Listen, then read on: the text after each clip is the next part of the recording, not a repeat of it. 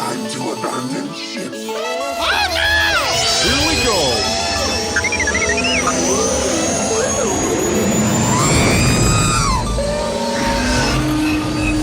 Can I persuade you to join us for a drink?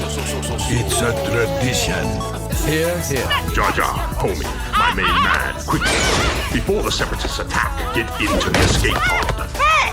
This is escape, then we're the pod.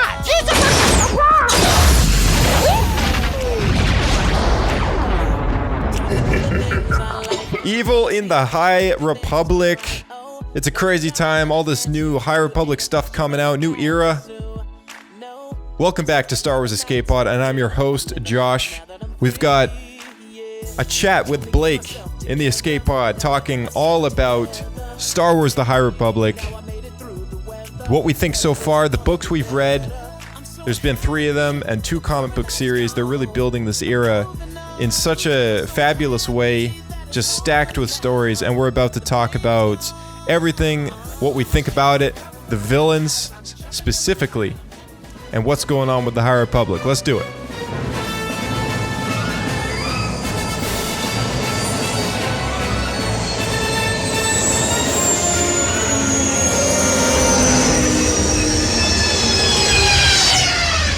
Another happy landing. We are the guardians of peace and justice. Beyond the stars is a near endless frontier. Our order was meant to shine its light in even the darkest corners of the galaxy. There, we found an evil that none of us had trained for, that threatens all we know.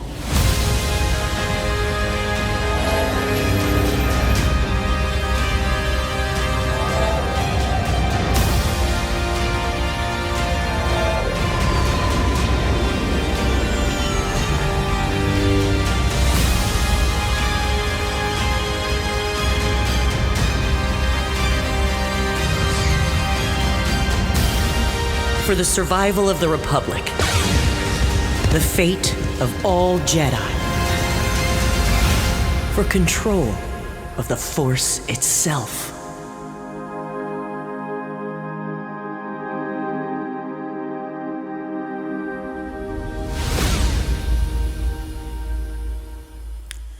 Hello there.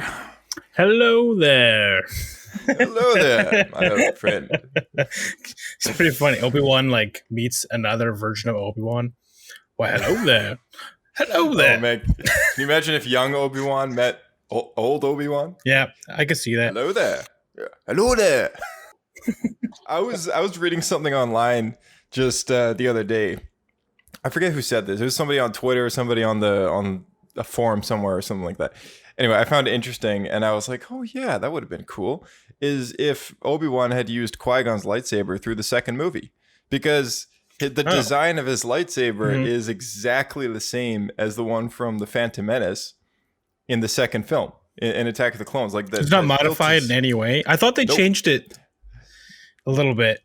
The hilt is pretty much identical. I mean, you can Google a picture of the hilt. Yeah, I remember the Phantom Menace version. Yeah, the Phantom Menace version. So you had the pommel on the bottom. Yeah, it had the big pommel. Yeah, the black ball with the metal spiky bits, and that was the big red button and stuff like that. And then Attack of the Clones. I thought Attack of the Clones, he went to his traditional one, from the same one we see from A New Hope. No, that's episode 3. So he gets that in the Clone Wars, and then in episode 3. But the Attack of the Clones hilt was identical to the Phantom Menace, and Really? and yeah, it's really quite a missed opportunity in a sense, because I don't know. I feel like those little things that in today's franchises, where us fans get so nitpicky over these little continuity errors and stuff like that. I mean, one thing that always stuck out to me about Revenge of the Sith was that Grievous clearly uses Anakin's hilt and like Obi-Wan's hilt and like all these hilts that he's like, it's really clearly recognized, right? Yeah, it's clearly recognizable. It'd be really funny if they made that part of the story where they're fighting him, like in the Clone Wars cartoon series, and he keeps beating them and taking their lightsabers to have to make another version. And then Grievous has like 6 of Anakin's sabers and like 8 of Obi-Wan's. And like, man, can you imagine? It's like one of the 20 subplots of the film. Like, yeah, pretty funny. Yeah, but I mean, yeah, it's always something that's kind of slipped by with those films a little bit with just the design of the lightsabers. And I feel like George is the kind of guy that just wouldn't care about that kind of thing. Yeah, but I mean, as fans, didn't, we're so yeah. As fans, though, I think some of us can be very, very noticeable over these things. And me specifically, when I saw this comment, it's like, oh, Obi-Wan should have used Qui-Gon's lightsaber through the second film. I was like, pretty cool. Yeah, that would have been really cool. And then just have him between the films, or I guess between Attack of the Clones and Clone Wars, he makes a new one kind of thing. We just accept it. That's fine. But it was just an idea that got me thinking. I was like, oh man, that would have been cool to see. It's funny because Qui-Gon's and Obi-Wan's Phantom Menace hilt, that's what every single toy was for the longest time. Oh yeah, through all the those 2000s. Yeah, that's right. I remember you could get even purple ones and red ones, and they all had that hilt. They all had the same one, yeah. And then after Revenge of the Sith, they were just all Anakins. Yeah. It's what it's time to be alive. And now they don't do that anymore. No. But speaking of lightsabers, though, did you see that article about Disney creating this real-looking lightsaber that has a retractable blade? Is it a toy? Yeah, apparently. Does it cut through stuff? No. But it has a retractable blade, and this is a patent that they filed for quite a while ago now. It was like a couple of years back, I think. Man, but their Imagineers have been... Yeah, why is it not on the market? Well, I think they just literally came out with it, and they presented it at some sort of businessy type meeting or something. I don't know. Very, very few people have seen this thing in action. Okay. But it's been floating around the internet that this thing now exists. And it makes me wonder exactly how sturdy the blade is, if it can retract into this hilt. But we had those toys in the late 90s and early 2000s that retracted, and the blade did go into the hilt. Yeah, you have to flick it out, though. Yeah, it was the tube. Like, right. The G-forces would throw it out. And the length of the blade, too, was like a stubby little thing, it was about 2.5 feet, 2 feet, something like that. Yeah. Yeah, this one goes all the way in and all the way out. The button, the button, like, it retracts as well. Yeah, the whole thing. All right, you caught my attention. Yeah, I know, right? It's a pretty insane invention, but yeah, I know we'll see more hopefully very soon in the future of because if they can do a Force Effects or Black Series or whatever they're called version of this, that'd be pretty slick. Just saying. I think that's the idea, except it's not going to be plastic coated. I would imagine that it's maybe some sort of inflatable, just for pictures or for costumers or something like that. So, like the old original generation lightsabers, or just a balloon. Yeah, just a balloon. I don't know. And a flashlight. Something. Or maybe like how a ruler can roll up, but then it becomes rigid once you roll it out again. Maybe something similar to that, or those bracelets you slap on. They're a stick and then you slap. Yeah, maybe something along those lines. But anyway, could you imagine those like bracelets, but they're lightsabers? You're fighting some guy, you're fighting each other, and you hit each other, and just like wraps around the other guy's body. Tie him up. Be a light whip. It would be actually. Whip. Yeah. So far, what we've seen from the High Republic.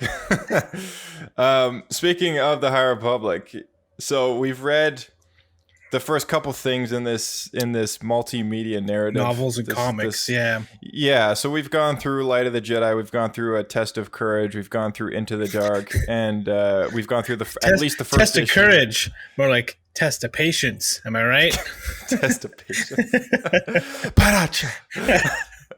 It wasn't that bad, but yeah, Marvel's issue number 1 and IDW's Adventures, at least issue number 1. I've read both of those. Okay, and I'm pretty sure you at least I think you opened the Marvel one as well. I read all of them up till our first review with Bryce, and I haven't read any since then. Right. So if any have come out, I've missed them. But yeah, okay, so probably just it's just the same as me then, the first issue of both series kind of thing. Yeah. Well, these issues are very slow to release. They're coming out basically once a month, so we haven't really missed much so far. But we'll it's worth mentioning that we have kind of put our foot in that door, I guess, just so all our listeners are aware. It's like we've got this all around spectrum as to how the High Republic is handling the story. But what are your initial thoughts on, after reading the third book, especially having read, the first issue of the comic and now the other two books and such? What are your thoughts on this overlapping narratives, telling the same plot, same story with different characters in different spaces at the same time? I've liked it a lot so far, honestly. It's pretty cool. Just the fact that you really feel that you're in different parts of the galaxy that are happening simultaneously. So that's not something that's new to the Star Wars universe, where we've had things that overlap. Example, Order 66, the Clone Wars versus the movie, right? But the fact that this is something that was so obvious and unique, and then you got to see it from all those different perspectives, specifically in the novels. Oh, that was pretty cool because it really helped tie it all together. It felt like it was happening all at once. Yeah, totally. That's something I really liked about the finale of Clone Wars. It just vibed really well with the end of Revenge of the Sith. Yeah, and I think that's what we can expect from Bad Batch too, because it'll overlap with that storyline, and we'll have these three stories all existing in one space, and then Bad Batch will continue on. Does that mean Bad Batch is going to start before Order 66? Yep. Oh, that's cool. Yeah, very cool. Man, I'm excited for that. That's going to be really sweet. I'm curious how it's going to go down. It's going to be. Because I bet they don't have the chips because they were first generation prototypes. Right, and or even if they're just so genetically modified that the chips just don't work on them, right. something like that. But or the hacker guy will override them. Yeah, tech. Yeah. But yeah, what's interesting is that these overlapping stories is nothing brand new. I mean, now we've seen it a few times that have happened, and I mean through Star Wars in general over the last couple of years, we've had this happen before, where there's stories in comics and books that take place at the same time as something else. But no, it's never happened to this extent. Star Wars wouldn't be the first one to do this. That would happen Marvel, I assume, right? Marvel would have done that before Star Wars. Oh, I'm sure somebody's done it before. I mean, as far as Star Wars is concerned, I think some of the short stories I've read from some of the insider magazines, and I know Shattered Empire, the comic series Shattered Empire, which took place during and after Return of the Jedi. That was another story to overlap with the film or whatever. And so we've seen it happen, but we've just never seen it to the extent that there's 3 books and then 2 comic series all existing in one parallel storyline that goes forward. A lot going on, which was super cool. I like that a lot. Yeah, it reminds me of audio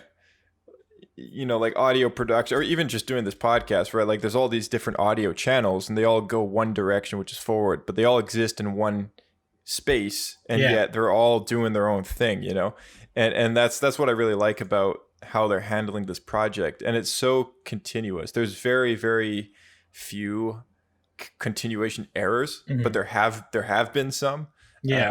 They're just, it's very minor things though. Like there's, some background character in Light of the Jedi, which was depicted as a male or female, is now the opposite in the third book that we've read, kind of thing. Considering the current paradigm, that was probably intentional.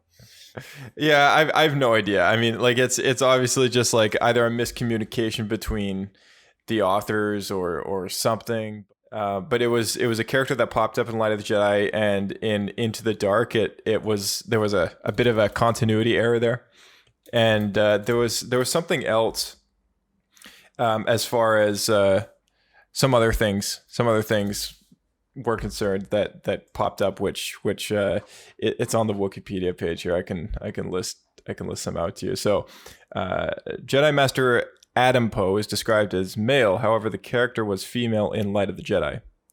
So this character went from being a female to a male. And then Jedi Master Rosason is depicted as a woman. However, the character was said to be male when mentioned in The Light of the Jedi, so that was the opposite. That's funny. So yeah. So it's literally just a continuity, like a misunderstanding, miscommunication. And then, it's just something that gets lost in translation from doing everything at once. So and then there's just stuff, of course, within the book itself. Like Reith and Des are discussing Padawan braids. Comac Vitus thinks to himself that he will not require his next apprentice to wear one, implying that he had an apprentice before. But by the end of the book, we all come to the understanding that Reith will be his first Padawan. Oh, so that's a good point. It kind of went over my head. Yeah, it went over my head too until I saw that. I was like, oh yeah. That means it was probably an edit. Like at one point at the start of the book, because Claudia Gray wrote this one, she probably wrote him as having a previous Padawan, and then by the time it got to release, had edited it, but missed that part, most likely. Yeah, exactly. And that'll happen in books, just here and there. It's just bound to be a thing that does happen. I mean, with planning out these stories, and you're writing a book for months on end, it's easy to skip stuff like that. And those are also things the editor wouldn't catch. And this must have been a huge undertaking. I'm sure they were all trying to coordinate between all of the different writers at the same time, passing notes back and forth and stuff. Yeah. Plus you're dealing with client-side notes. Stuff like that just gets confused. Yeah, for sure. So, but I mean, in short, you and I both really like this format that they're going with. It is a lot to read and to stay on top of, but it's like not all of it's great. There's definitely some downsides, and some things are more interesting than others. I think we went into this a bit in our actual reviews. Yeah, the Nihil seem a lot more interesting than the Drengir. Was that the right name? Oh, the Drengir? Drengir? Or the Drengir, yeah. There we go. Drengir, that's Skyrim. So many fandoms. Can't keep them all straight all the time. The Nihil are still hands down my favorite part of this entire new era. To me, that's the coolest part. These guys are super unique, and I've always loved the pirates in Star Wars, so I think that has by far the most potential. Yeah, I really like them too. I think I brought it up in the Into the Dark review that we did of that novel, but I was actually kind of disappointed with how the Drengir turned out, just because they talked, and it just kind of, I don't know, dampened the threatness of. Yeah, they should have been more like the dinosaurs in Jurassic Park. Like the T-Rex. Yeah, they really should have. They should have been these mindless, vicious, things that creatures that hunt down any living thing, but they're really like a civilization of some kind. Yeah, they're completely sentient. And they understand basic for some reason. Yeah, weird, right? And so it's an interesting third wheel to add to this entire plot going on. I think what they wanted love triangle, to do, if you will. And I think what they wanted to do is just try and introduce something that wasn't the Nihil specifically as a focus, because if it was, that like they need to add in all this chaos to make a formidable event, right, to the Jedi. A foe to the Jedi. And I do get that. And you could tell they really wanted something that has to do with the dark side, because the Drengir, they're pirates, so they do evil deeds, but they're not like connected to the dark side of the Force in a particular way. Oh, the Nihil. Yeah. Nihil, yeah. Right. So I know they were really pushing the Drengir to be this dark Force using foe, essentially. Yeah. But your idea of it being a Sith creation that got out of hand or created by the dark side, I think is actually better than what we got. Well, you see, there's one thing about that I do like about the Drengir or the Drengir specifically is that by the end of the Into the Dark novel, the character Des Ryden, he takes the brash vow, leaves the Order, and it's because his experience with those creatures severed his connection to the Force in a way that he just wasn't able to connect with it the way he was before. Right. And whether it was because he got stung by their needles or something, by their thorns, So it gave me the understanding from that trailer that we'd watched, which introduces all this the High Republic era and stuff like that. It said this very what we at the time thought was a very cheesy line of like, oh, the Jedi will be fighting for control over the Force itself. You know? And we were all wondering what that meant. And so now at this point, after reading all this stuff, my guesstimation is pointing me towards this conclusion that the Drengir will be a threat in the sense that they have this ability to basically render a Jedi useless by severing off their connection, right? How they didn't really explain how quick they can do that, though. Yeah, I don't know what the process is like, but it's possibly a thing. To me, it was kind of alluded to that it's a very slow thing. It's like a poison.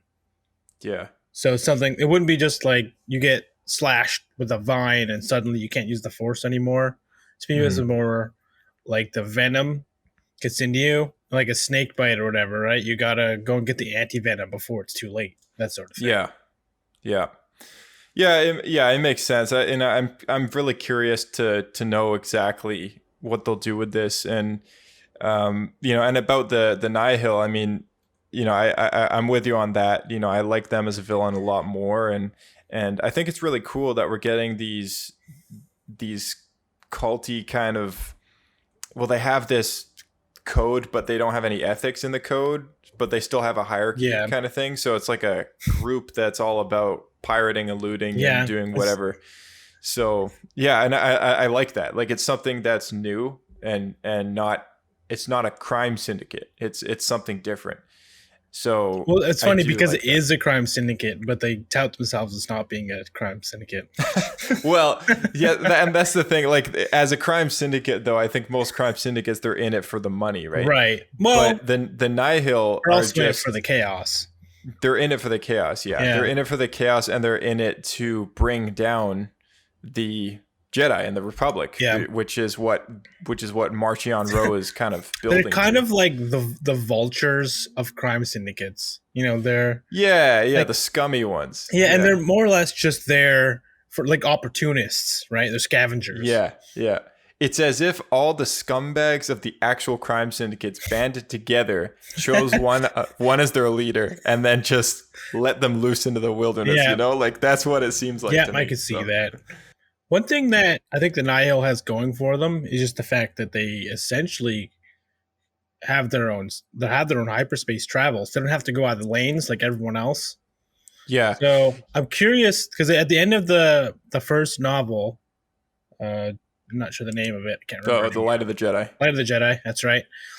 They said they're going to start going into more towards the core worlds because they mostly had stuck to the Outer Rim.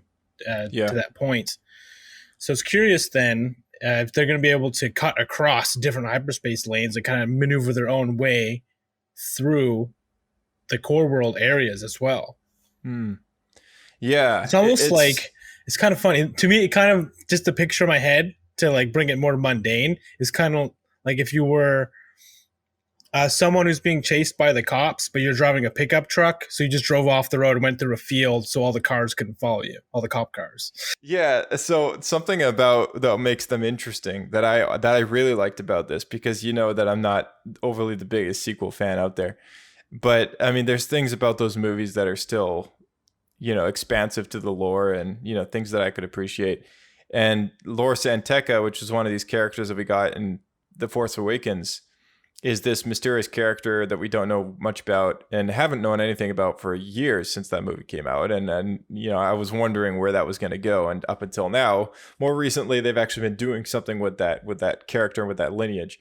And so it's cool to see that in the High Republic, his ancestors are these people that go out and they're hyperspace prospectors. Like they find and calculate hyperspace routes to get from point A to point B kind of thing.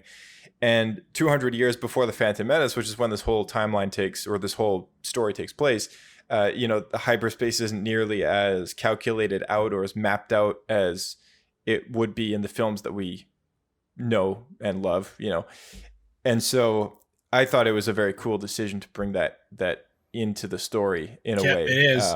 Makes me wonder though, because when we meet Lord Santeca, he's living in a little dirt hovel made out of hides on some backwater planet.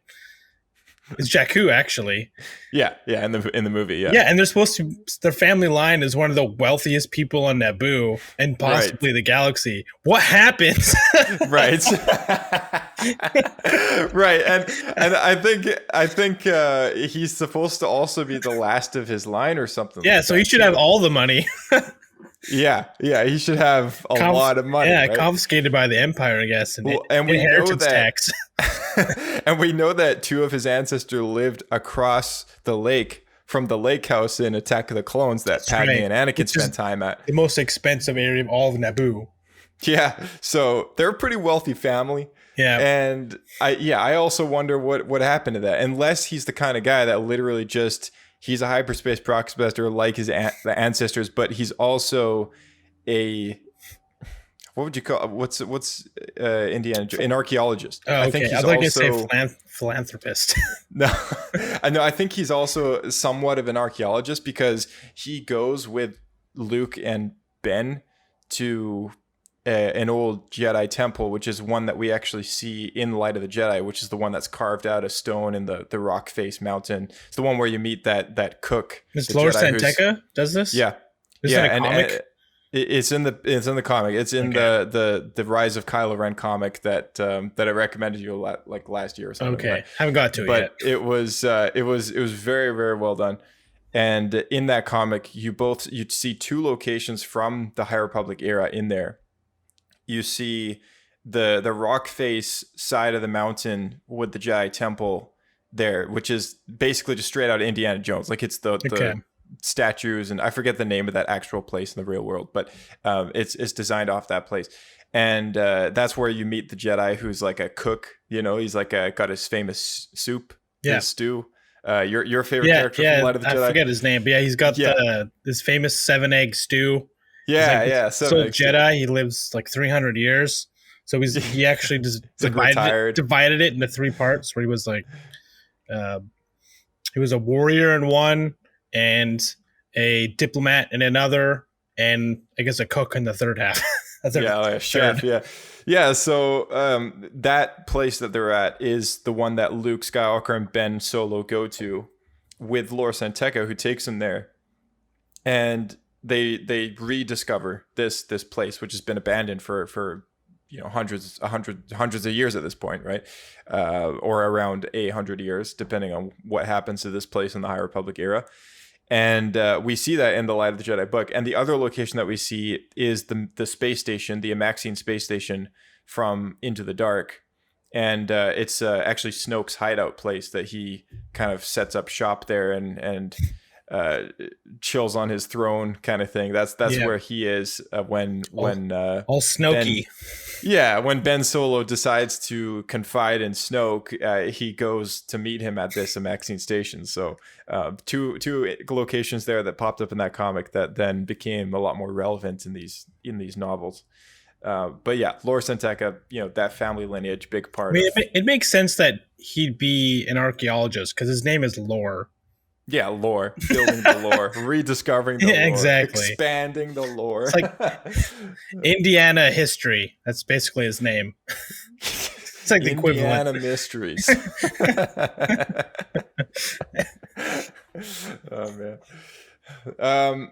So stuff that's coming down the line, because of course there's a lot of High Republic stories. I figure we would take some time and just talk about some of these interesting things that are coming down. So first, of course, there's the Marvel comic series, which has been coming out once a month, and the issue that we most recently had drop was April 7th. There Is No Fear, Chapter 4, Song of the Drengir, and that's the 4th issue so far in what's planned to be 7 issues, but I assume that's just going to keep going. Right. And that's going to be dropping issue number 6 on June 2nd. What do you think of the cover art for this? It's pretty sweet. I got to say, I like it a lot. It's Avar Chris riding a Rancor. Rancor, yeah. I don't know if I like the idea of her riding a Rancor because they're supposed to be extremely force resistant. They're supposed to be created from the dark side of the force. I think that's why I like it a lot. So, to me, I mean, I'm gonna hold my review to it comes out.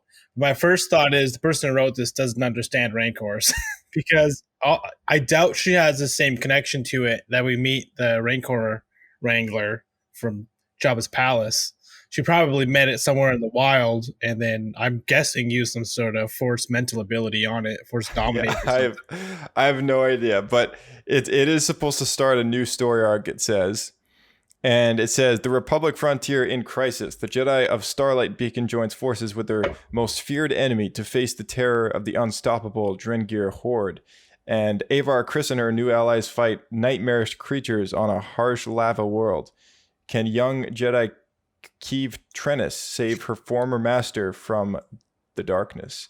That's the Padawan that we come to discover, who is the one that Skier takes on as an apprentice, which is the Trandoshan. Is it just me, or a lot of these names sound really similar?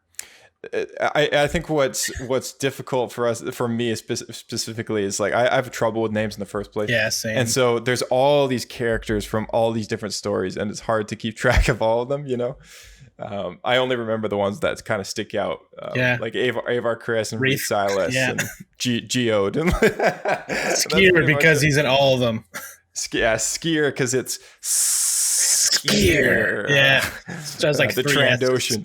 Yeah. So yeah, Marvel series. I mean, already brushed up on that a little bit, but that's still going to come out. And June.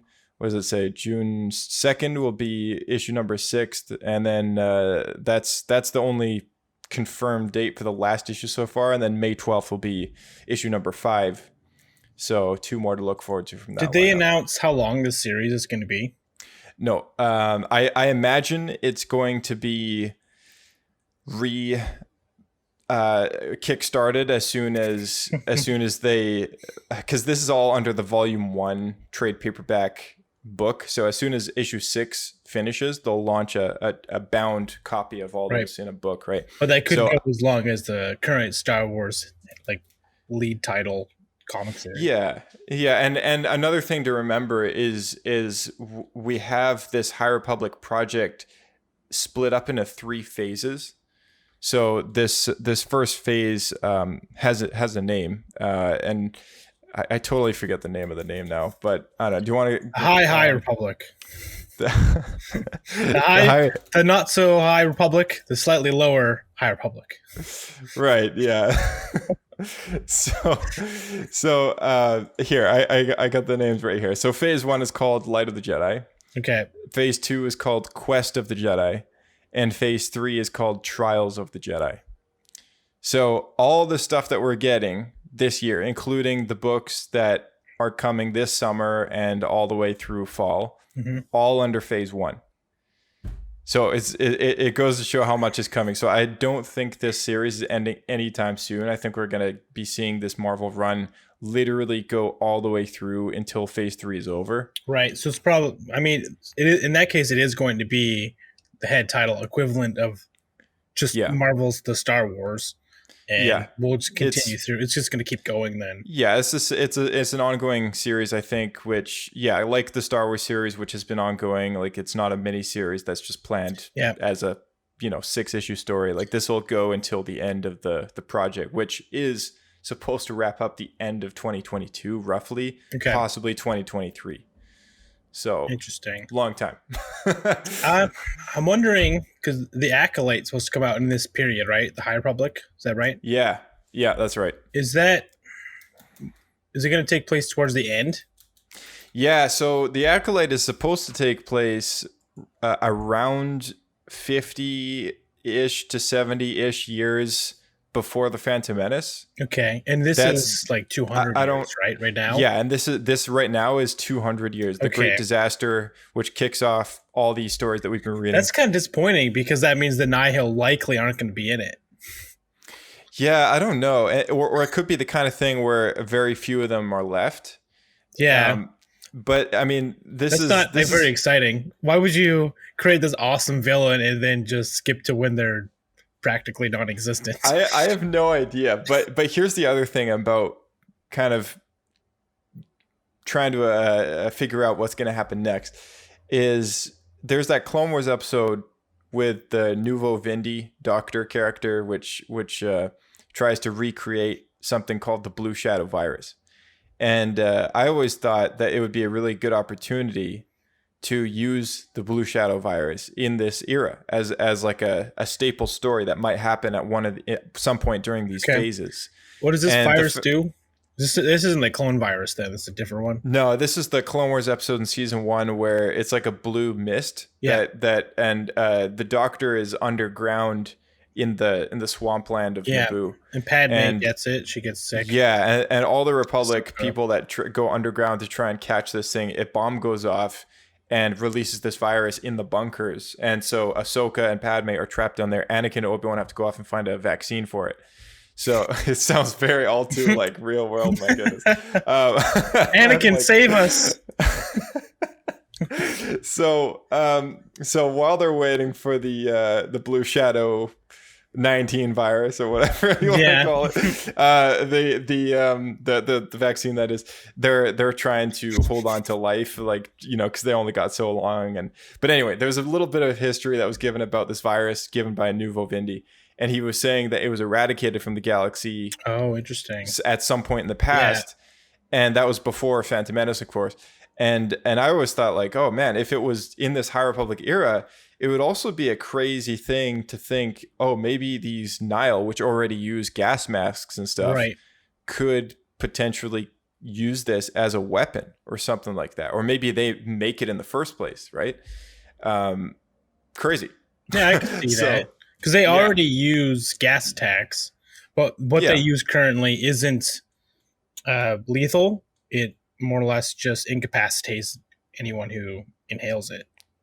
Yeah, exactly. So I don't know. Maybe I'm getting my timeline off, but it could just work. Going off my, going off my bare memory, this is just something that I was kind of. It's the kind of thing that just comes to you in the shower. It's just like this epiphany thought, like, oh, what if? So yeah. Speaking of stuff that could overlap, how long do I'm blanking on the name of the race, but like the banking clan, right? How long does their race live for? I actually don't know. You're getting at the fact that Plagueis could be around. Yes, I am. Yes, that's right. Yeah. I've been wondering about that too. And the fact that the Acolyte has this lightsaber slash through the title.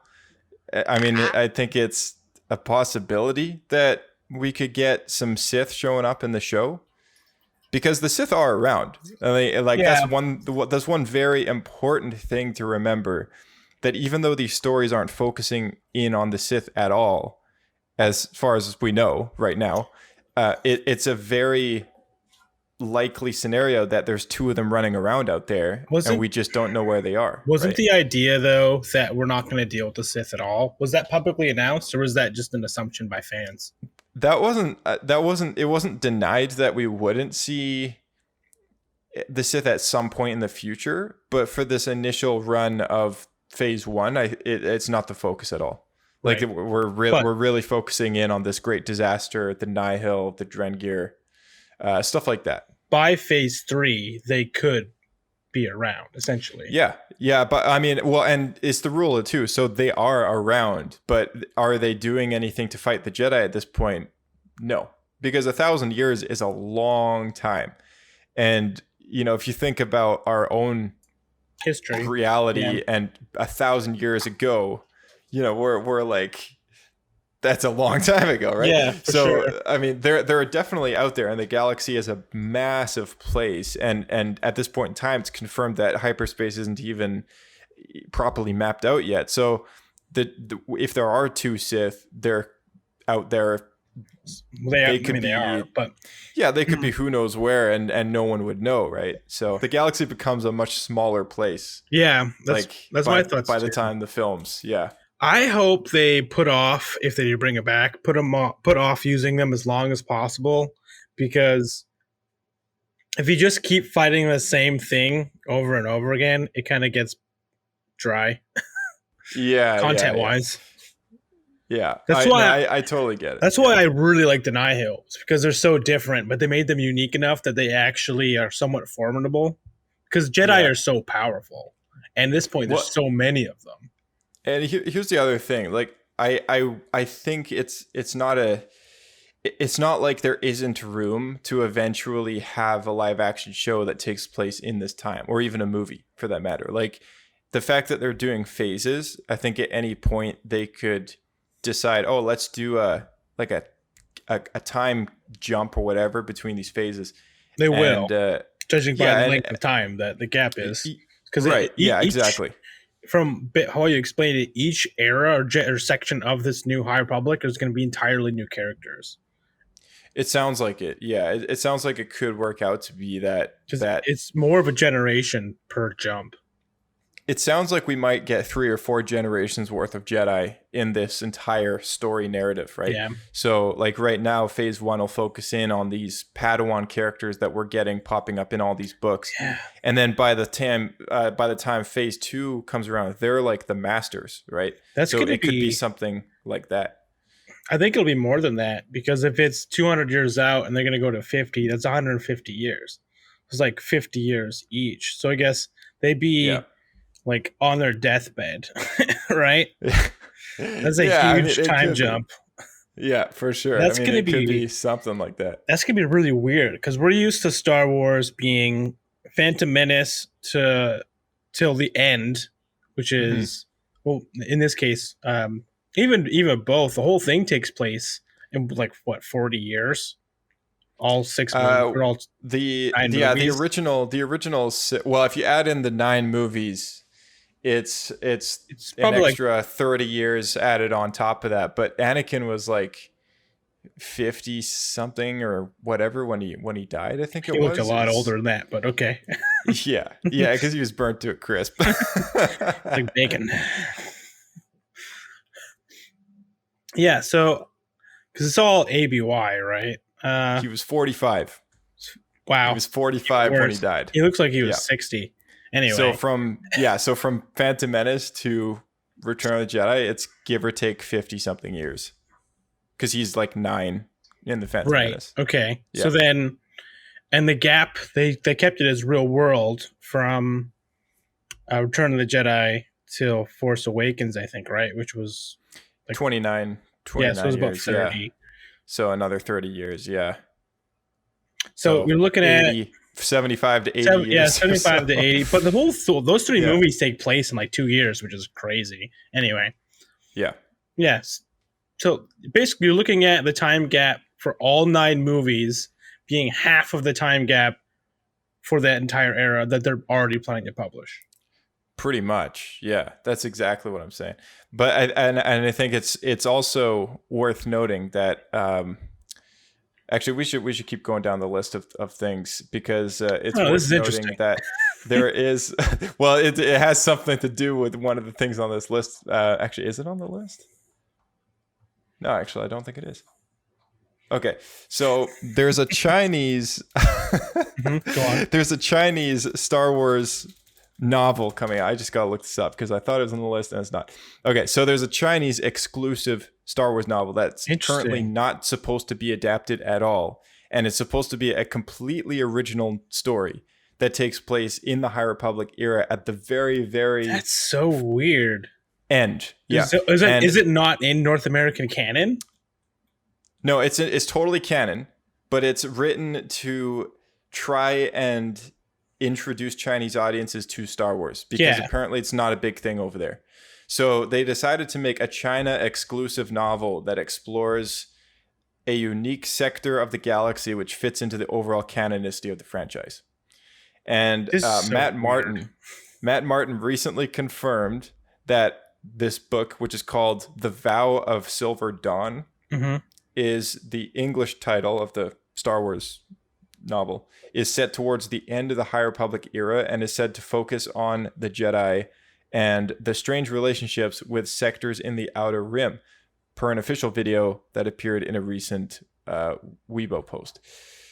So apparently this is also supposed to take place around the same time the Acolyte does, which is about 50-ish to 70-ish years before the Phantom Menace. Okay. And that's when the High Republic ends, like as an era. Is this book released in China already, or is it upcoming? This is an upcoming book. Okay. Yeah. But it's going to be the first of that timeline, like that era. This is, well, it's not even a new era. Like it'll be, actually, technically, it's like the end of the era. So right? Like it's the end of the High Republic. High Republic, but like phase 3 or whatever. So technically, because of the gaps, it's basically a new era. Yeah. If they're 50 years apart. Yeah. So if you want to find any more information on about that, that's not on the StarWars.com list that we're going off of for all the future content. That's it's not listed because it's not going to be available in North America. But let me send you the link. Man, I don't know if I like this whole regional thing. That's kind of weird. Yeah, I mean, I'm not too fond of it. There's literally canon that's going to be missing. You cannot access without getting a Chinese copy and then getting it.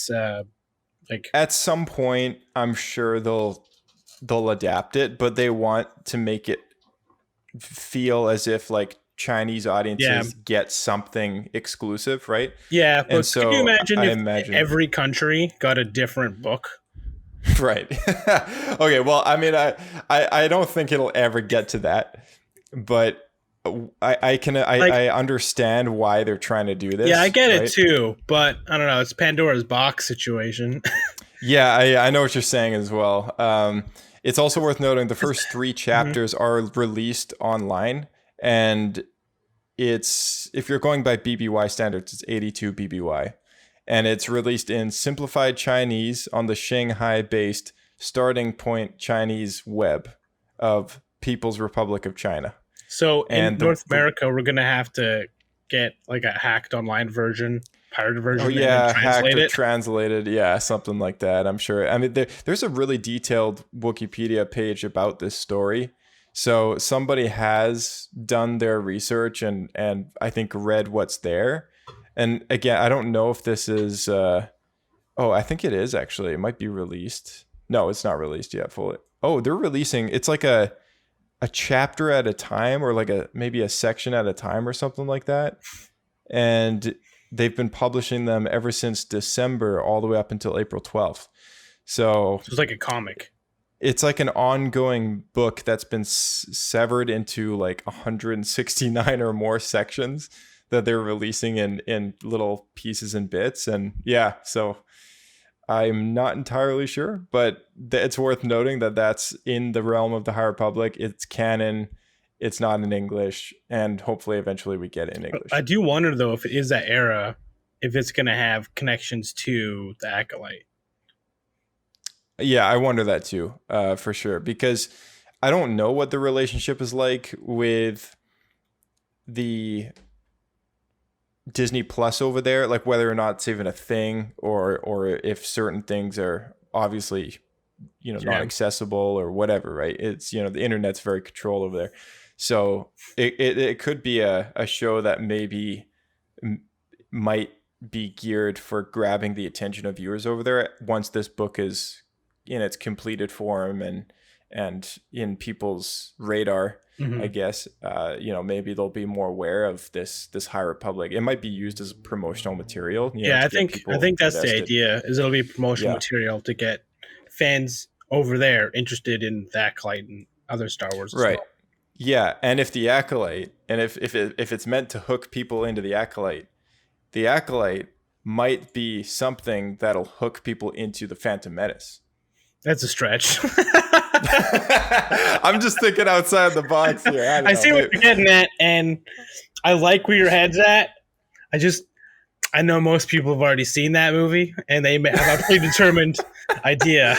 All right. Well, I was trying to like point towards what you were saying about Plagueis and stuff like that. But that'd be cool. Knows, Man, how cool would it be to have a second movie that starts just before the Phantom Menace and then runs parallel to the Phantom Menace, but is like stuff behind the scenes, like Palpatine. That's just the Darth Plagueis novel. Yeah, wouldn't that be great?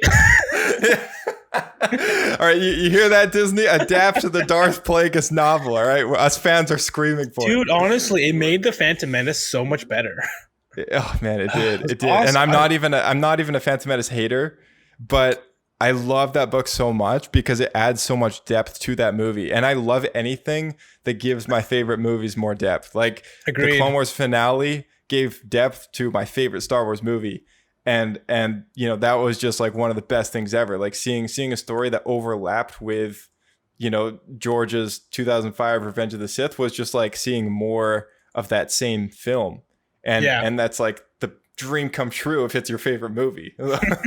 So I mean, yeah, I bring it on. If they were making a movie that overlaps with Phantom Menace, like totally, No, I'd be down. it makes so much sense for Disney too, because I know that I think it's become pretty apparent to people that they're pretty afraid to have anything to do with like the prequel era, specifically to do with the early prequel era.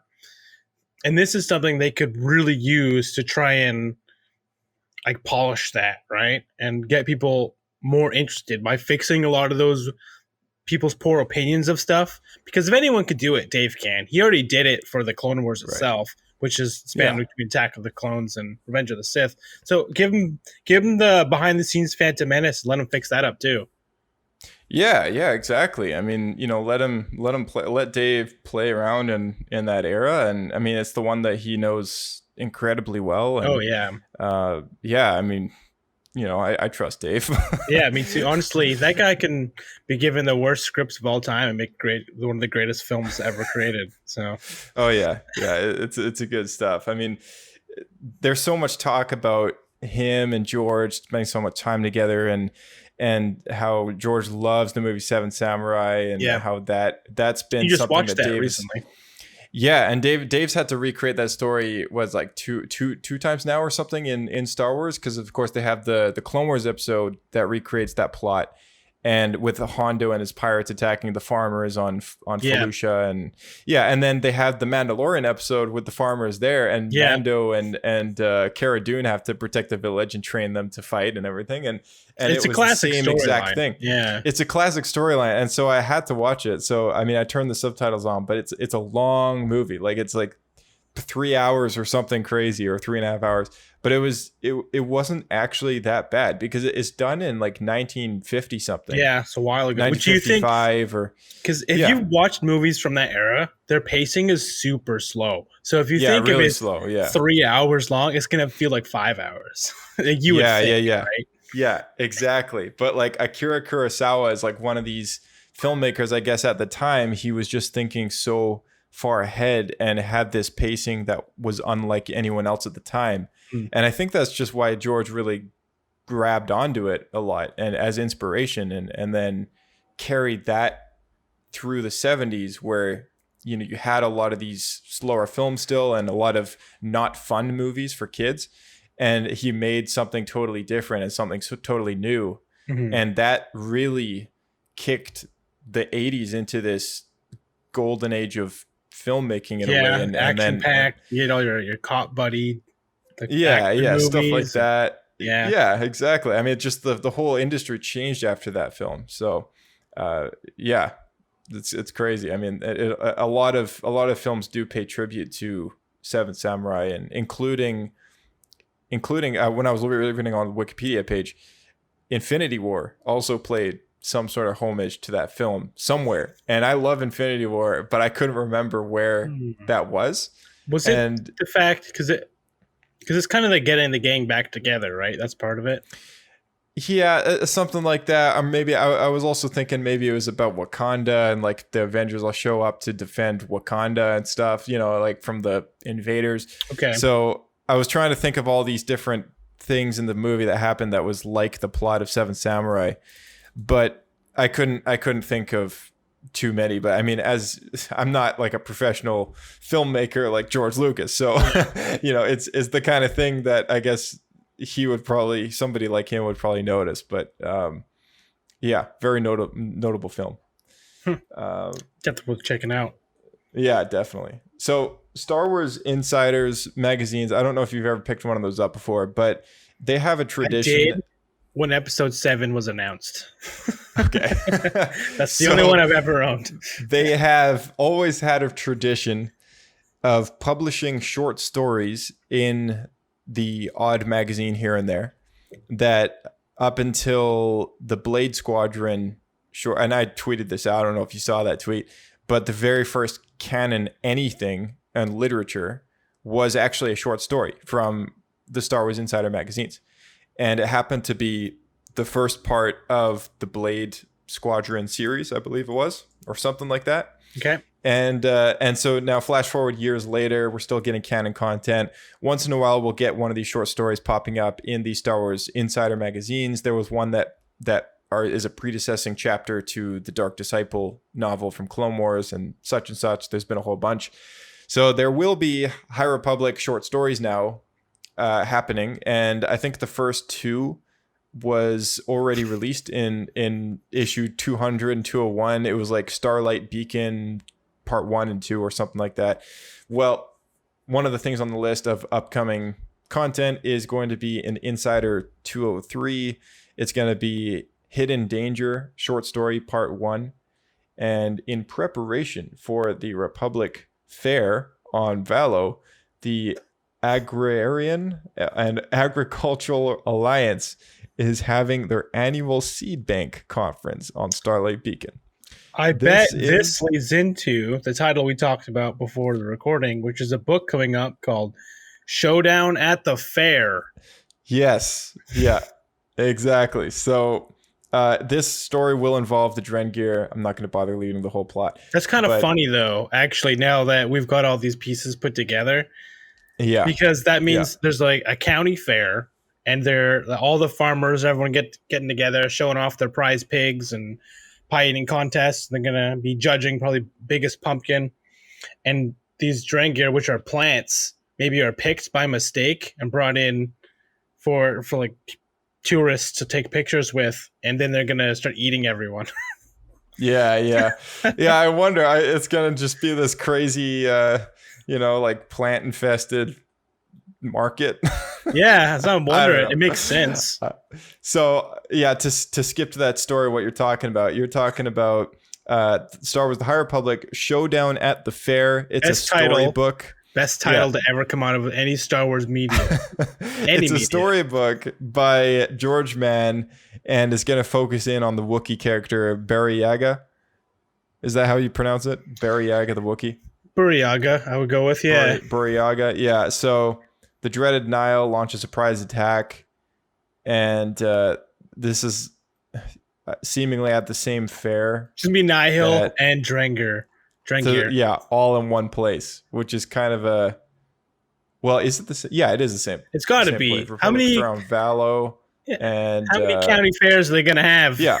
It is Republic Fair on Valo. Yes, this is the same place. So what I think this is, because I read The Great Jedi Rescue, which was also a children's storybook like this, 8x8 size, and it was basically an adaptation of the first phase or the first third of Light of the Jedi, the novel of the Great Disaster, and then just took a chunk from the end chapter and when they're all on the Starlight Beacon and then stuck it as the finale.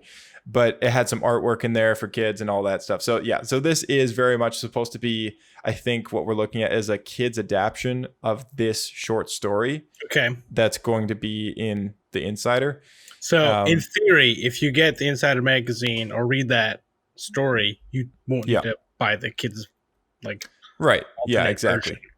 Yeah. I had a nice time kind of grazing through it because grazing county fair. Yeah, just grazing through it. Yeah, because the text is so easy to read, right? On these kids' books, like it's pretty quick to get through. But then they also have some artwork in there from moments of the story, and I was like, oh, that's cool. Like you get to see the designs of the ships and this and that and all this other stuff. So that was kind of nice. All right, let's get into the next one. We have a big staple book coming from the Del Rey adult series by Cavan Scott called The Rising Storm. Yeah. And this is a continuation of the Light of the Jedi. Yeah, I can see that. Directly. Yeah. Of the titles that we've got listed on this StarWars.com link, probably the most interested one would be this one, I would say. Most interesting. Yeah. It's kind of cool. In the title, you got the Nihil facing off against some Jedi. Yeah. So interestingly enough, did you want to read that summary there? Sure. It's pretty long.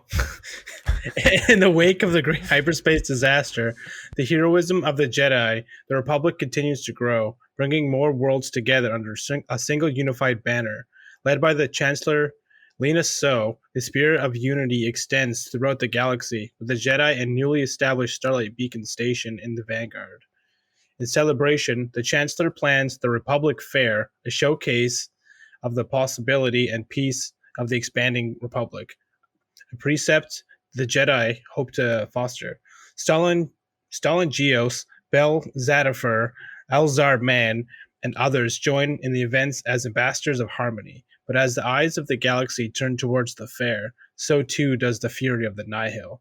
Their leader, Marchion Ro, is intent on destroying the spirit of unity. His storms descend on the pageantry and celebration, sowing chaos and exacting revenge. As the Jedi struggle to curb the carnage of the rampaging Nihil, they come face to face with the true fear their plans to unleash across the galaxy, the kind of fear that even the Force cannot shield them from. So this is now the third, aside from, well, the fact that the children's book adapts the short story, this is the second story now that brings up this Republic Fair. Yeah, honestly, you know what I think's happening? So the first books all were around this big disaster. Now the second generation, everything revolves around the county fair.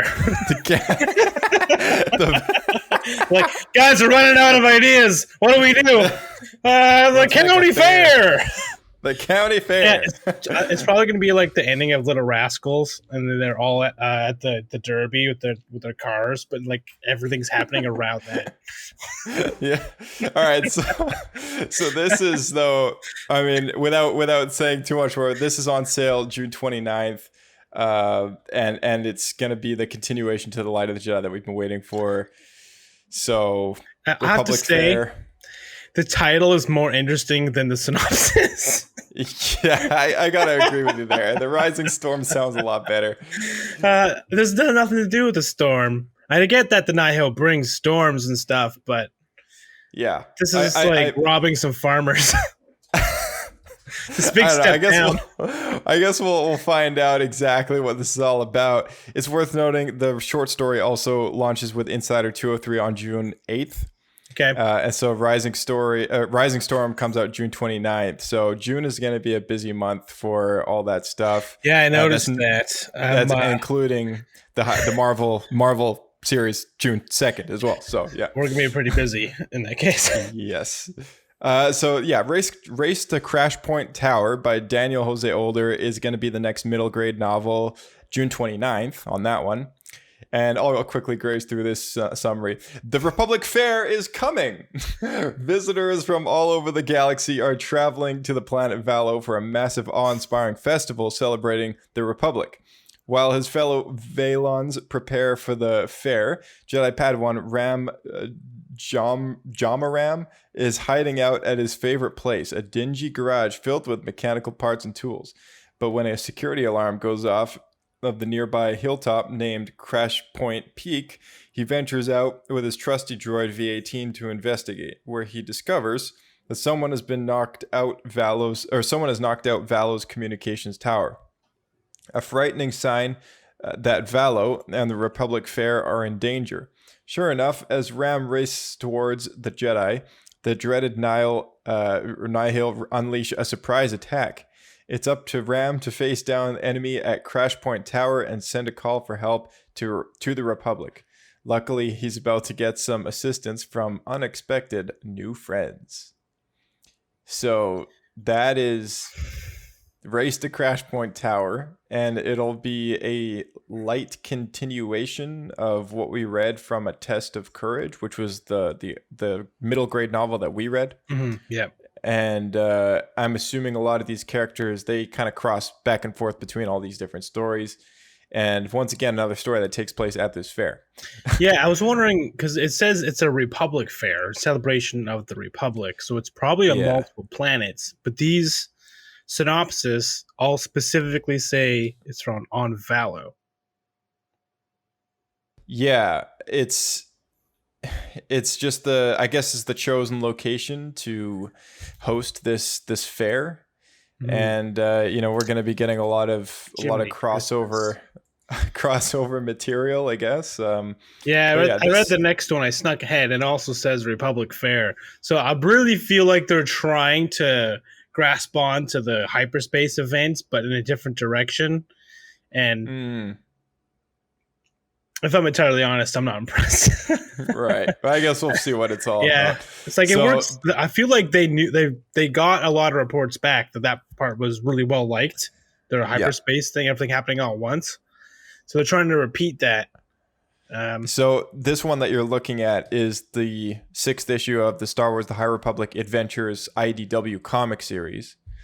And it also says new story arc on this summary. So this is also, like the Marvel series, going to stop the existing arc, which is a following of the Great Disaster, and it's going to start getting into this fair stuff.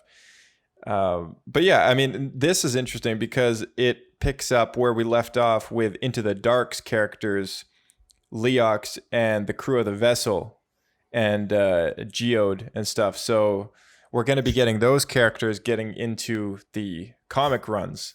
Honestly, I'm probably more interested in this than the previous books, because to me, Leox and Geode trying to save the county fair seems like a more proper storyline for the county fair.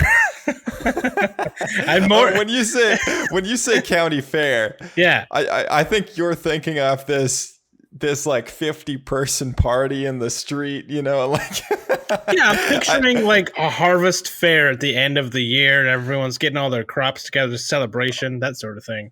Okay, so I'm picturing, because like I know where you're thinking. Like I'd like to I'd like to think that it's more like an expo, it's like a planet-wide celebration. Like this is like a big thing, right? Like a huge celebration celebrating the Republic and their victory and whatever else. Celebrating the Republic makes it seem like maybe it's closer to Independence Day, that sort of thing. Yeah, something like that. Yeah. So I imagine that this is possibly a reason as to why the Nihil would choose to attack, because the Chancellor's there, all the Jedi are there, there's people there. It's a celebration they want to spoil. Yeah, obviously they're not going to be happy. The Republic's celebrating. They're going to crash the party. Right, yeah. I think it's... I guess we'll have to just see how big this thing is supposed to be for all these stories to converge here. Mm-hmm. Okay, so we got Out of the Shadows. It's funny next book. Because... sorry, not to cut you off. It's funny because everything with the hyperspace disaster made the galaxy feel bigger. But everything... now going to the county fair makes the galaxy feel way smaller. Is that just me? No, I agree with you. I just, because I haven't read any of the stuff, I don't want to jump to conclusions. That's right. Fair. So, yeah. All right. So Out of the Shadows, Justina Ireland's next book. Of course, we all just read A Test of Courage. So this is her next book, but it's going to be a young adult novel instead of a middle grade novel. And so this is basically a sequel to Into the Dark, continuing the story of Reith Silas. And July 22nd release date. Do you want me to read this one, or do you want to read it? I can take it. All right. So Out of the Shadows. Yes. Silvestri Yarrow is on a streak of bad luck with no end in sight. She's been doing her best to keep the family cargo business going after Mom's death, but between mounting debt and increasing attacks by the Nihil and unsuspecting ships, Sil is in danger of losing all she has left of her mother. She heads to the galactic capital of Coruscant for help, but gets sidetracked when she's drawn into a squabble between two of the Republic's most powerful families over a patch of space on the frontier. Tangled up in familial politics and the last place Sil wants to be, but the promise of a big payoff is enough to keep her interested. Meanwhile, Jedi Knight Vernestra Rowe has been summoned to Coruscant, but with no idea of why or by whom, she and her Padawan Imri Kantaros arrive at the capital along with the Jedi Master Comac Vitus and his Padawan Reith Silas, and are asked to assist in the property dispute on the frontier. But why? What is so important about the empty patch of space? The answer will lead Vernestra to a new understanding of her abilities and take Syl back to the past, to the truths that will finally come out of the shadows. Out of the Shadows, a nice play onto Into the Dark, which is the predecessing novel to this. And so Justina Ireland and Claudia Gray kind of switching seats. Mm-hmm. Her, Justina now making a sequel to these characters in this book. Yeah, what do you think of this? Because this is now the first story that we've read a summary of that isn't about the fair. Yeah. Honestly, the characters in this book I'm more interested in. Yeah. Because these are characters that I found pretty interesting from the previous novels, and they've kind of all been pushed from 2 different books into one, which is kind of neat. It's like we got Reith Silas in here and his master, Comac Vitus. And then you got from the children's novels, the Vernestra Rowe and her new Padawan. What's his name? Right, she's the 15-year-old Jedi Knight or whatever. Yeah, right? It's funny because when we did the review, we talked about how 2 of 3 books had Padawans getting new masters by the end, and now we have a book with both of those 2 new masters and new Padawans working together.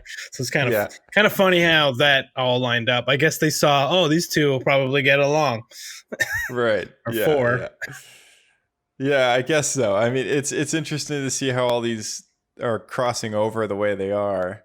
But yeah, I think you're right. Like this is definitely going to be, this book and The Rising Storm are going to be the ones to follow very closely. And like The Light of the Jedi, only a third of that novel actually focused in on the Great Disaster. The other 2 phases, or other 2 parts of the book, were elsewhere, focused on other things. But the Great Disaster played into that. Yeah. So I can imagine that this fair, I'm just speculating here, is going to just go terribly wrong. Everyone's going to die, or a lot of people are going to die. And, the Nihil and the Drengir all show up, and they're, that's where they clash. And yeah, just blood gets spilled. And then the Jedi don't really know what to do and whatever else. And that's potentially where all these characters are kind of going to go off in their own routes again. And how this event is going to affect some of the other stories and some of the other characters.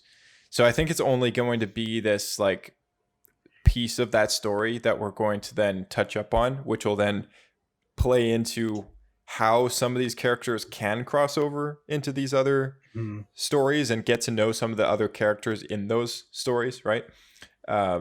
But yeah, I mean, I'm this one in particular, Out of the Shadows, it's refreshing to see that it's not going to be heavily backboned on that same plot line like all the other ones are. Yeah, it's a 13 plus young adult novel. Is that the same as the previous Into the Dark book?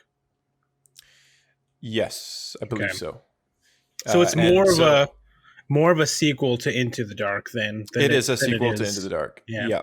It's more of that than a sequel to A Test of Courage, which is a middle grade novel, which is for like 11, 10, maybe 9 and up kind of thing. Technically the sequel to that is Race to Crash Point Tower by Daniel Jose Older.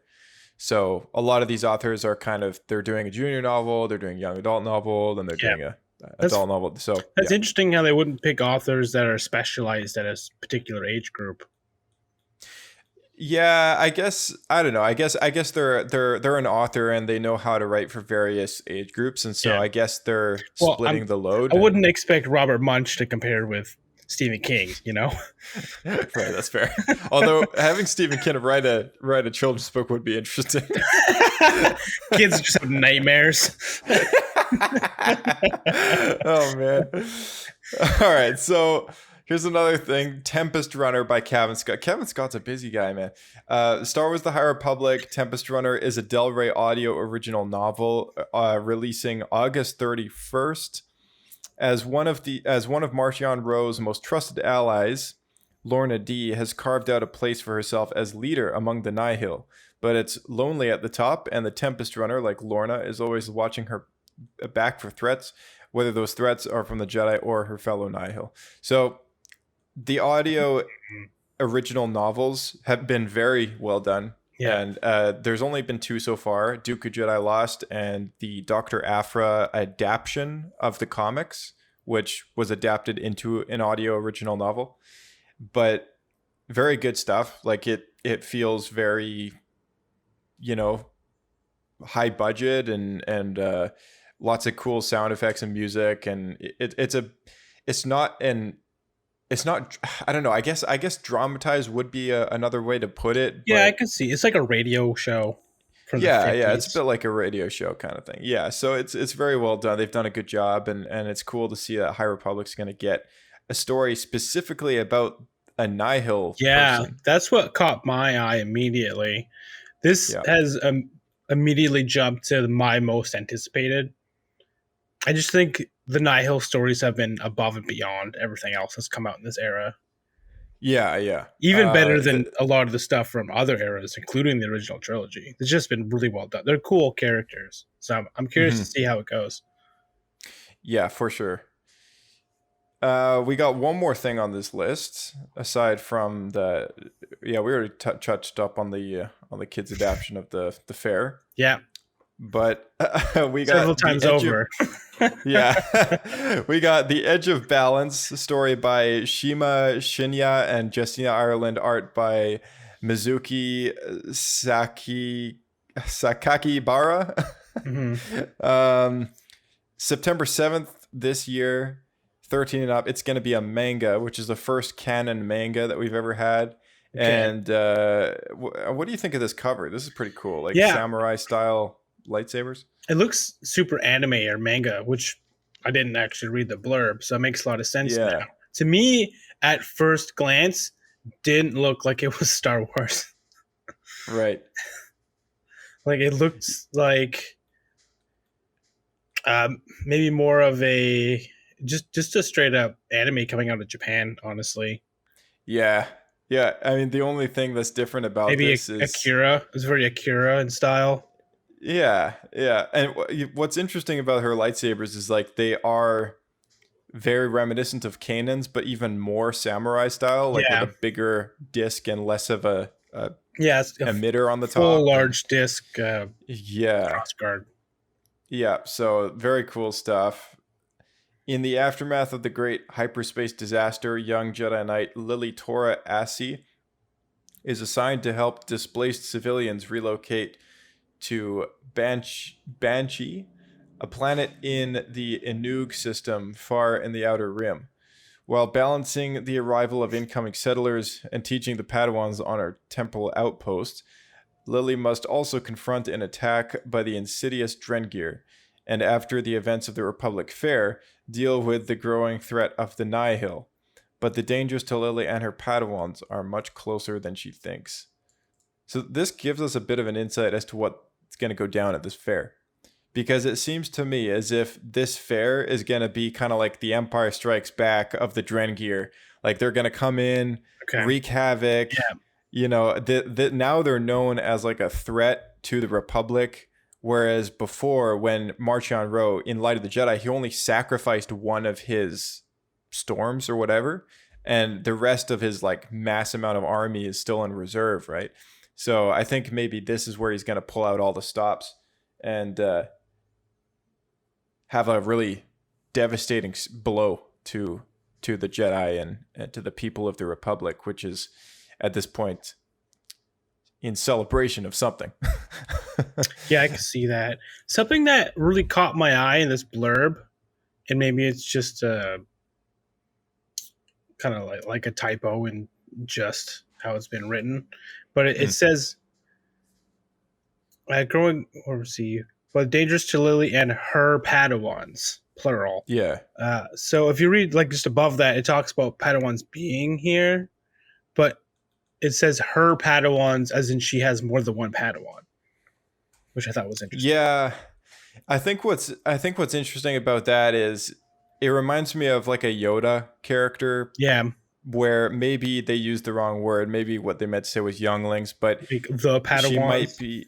Yeah, she might be. It might be the kind of thing where they're on some sort of excursion, like, or some sort of field trip mission, kind of like how in the Clone Wars we saw that episode where Yoda and Ahsoka take all those Padawans or younglings that are going to be Padawans to get their Kyber crystals. Yeah, that's what my first thought was too. Yeah, so maybe That's it's something why like that. I suggested maybe it's a type of miscommunication. But let's say hypothetically she has more than one Padawan. What do you think of that? Impossible. The code forbids it. I mean, it's another era. Like, you could possibly, they don't have to wear braids. So Code forbids it. they could do anything. The code forbids it. Take a seat.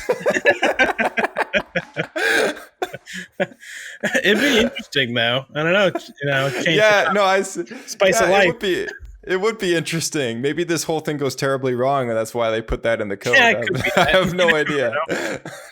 She lost all but one Padawan, so only one Padawan it shall be. Yeah. Exactly. What if Mace Windu? Oh, dude, what if in the second or third? Because now we've talked about all the stuff that's coming down the road, and we can kind of do a little more speculating here. What if we see like a really young Mace Windu show up at some point? That'd have to be really late, wouldn't it? It would be like in the third phase of this. Yeah. The High Republic right at the era, end. but just like a young Mace Windu. It'd be funny if just like little tiny Mace Windu's like, I'm gonna have a purple lightsaber, and then the next Jedi Padawan next to him is just like, not gonna have purple. Purple's so rare. You're gonna have purple. It's never gonna happen. Keep dreaming, Mace. Oh man, can you imagine him in Yoda's training? In like the youngling training room or whatever, and all the students are on the way out the door, and Yoda kind of goes up to Mace like, More powerful than me, you will one day be. See that the interactions of baby Mace Windu. Yeah. Really funny too. Just like have a lot of like Sam Jackson, like his personality in like a 6-year-old. That'd be pretty funny to watch. His swagger in a 6-year-old. Man, that'd be funny. That'd be very entertaining. Trials of the Jedi. I'm looking forward to that phase. It's gotta happen. Hear that, Disney? Yeah, exactly. You hear that, Disney? We want it. We want baby Mace. We want Darth Plagueis. Oh man, what do you think of old man Mace too showing up in like the Obi-Wan series? Oh man, yeah, in the Kenobi series. Let's be honest. Sam Jackson, he asked George Lucas, "Hey George, can I live through this? Can I be alive?" He's like, "Yeah, sure, why not?" He's like, in his head, he's like, "I'm not bringing it back." Yeah, but he said that. Sam Jackson's on record saying that George said Mace survives falling out the window. I think Sam believes that he survives, and like a lot of other fans also want to believe that he made the fall, but there's been no content with his character yet, so I guess we've yet to see exactly how that's going to play out. I think an amazing do like a short series, like maybe 3 or 4 episodes of just Darth Vader hunting down Mace Windu after they get leaked that he survived. How kick-ass would that be? That'd be pretty awesome, honestly. Like, I think, that's like one of the stories that would be pretty sweet to see like, on screen specifically. Yeah, it doesn't need to be a full album. It can be like a UK style like mini series. Oh yeah, like 4 episodes or whatever, like 3 even, something like that. But yeah, that would be really cool. That would be all kinds of kick-ass. The fact that they're bringing back Hayden to play Vader gives me the impression that we're gonna get some flashbacks. Like we're gonna get some serious Clone Wars flashbacks going on, and like unless it's like that fluky kind of thing where it's like they make a big deal he's gonna be in the movie, and then we see him in like 2 shots. while Yeah, he's, like, they do that a lot. unmasked. Yeah, like he's gonna be unmasked and like, oh, that's Hayden. Kind of like the Rogue One scene where he's unmasked, except now it's actually gonna be Hayden and stuff. Yeah. But yeah, I hope that it's not like that. Like I hope that we do get these Obi-Wan PTSD moments of him and Anakin as brothers fighting in the Clone Wars, like maybe moments we've even seen in some of the episodes, or even moments beyond that. That would be so cool. Man, like, I we would should love do that as a fan film, so hopefully they'll get the idea. Where it's just hopefully like, they do it for real, so we don't need to make fan films. I mean, you hear that, Disney? a fan film just like Obi-Wan, like in his hovel, and he's just like suffering the PTSD of like remembering the good times with Anakin, and it just like cuts to Anakin like burning. Yeah. yeah. But yeah, I mean, that show I think is I'm really looking forward to that show for sure. We very quickly deviated away from High Republic now, but yeah. Well, you know, but let's where the yeah, interest let's lies. it's where the interest There's lies. a lot for of sure. Star Wars news. It's hard to grasp on all of it. There is, yeah. No, I think Kenobi's gonna be really cool, and the fact that Sun Hang is in it. So cool. Like I've always loved him in Fast and Furious. Yeah, me too. Like he did a fantastic job. He plays such a chill character that's just never surprised by anything, but always knows what's going on. Like I could totally imagine him being some sort of smuggler or some sort of gun for hire or something like that. Something interesting. Yeah, I can see it. He definitely would play a fantastic smuggler. He's definitely got the right attitude in the acting I've seen for, at least. Yeah, for sure. Yeah. I'm just waiting for the day where they bring in like the Fast and Furious cast, like to make them all Star Wars characters.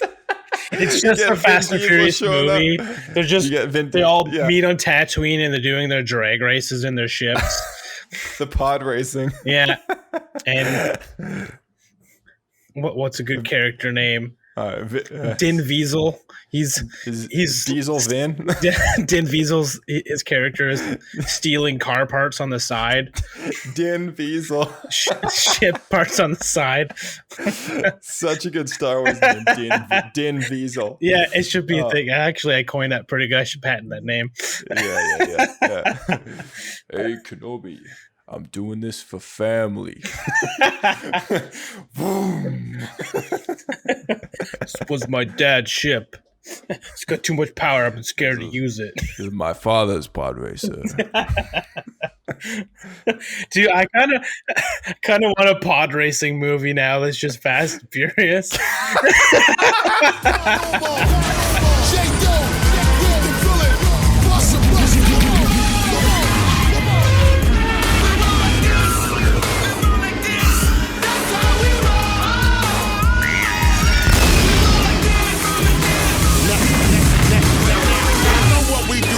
Exactly how we roll. Bit of a sneak peek there for you guys for the next Star Wars fan film that we have in production right now called Star Wars Pod Racer: Return of the Boonta Eve. I'm totally kidding, by the way. This is just a joke. I hope you like the custom outro, though. I thought it was fun. I was feeling it. So, I'm a big Fast and Furious fan as well. But, thanks for tuning into the show, as always. Thanks again to our co-host, Blake, for joining us on the show. And if you guys can help us out in any way whatsoever, it would be by leaving a fabulous review of some kind. That always helps us out, and we like to expand our listener base and reach people who haven't heard the show before, just to kind of spread out who we're actually our demographic kind of thing, and it's always encouraging to see more people tuning into the show. It is a non-profit show, but it is motivation for us to keep doing it, because if we see that people like us chatting about Star Wars on a weekly basis, it does take up our time, and we do love doing it, but it's also nice to see that people are tuning in. So if you can share this show with a friend, that would be a huge help as well.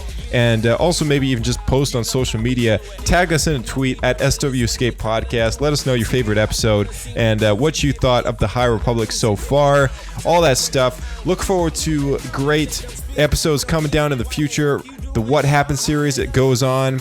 Star Wars Rebels Talk coming in the summer, as well as Bad Batch right around the corner. Guys, thanks again. May the Force be with you, and we'll see you next time on Star Wars Escape Pod.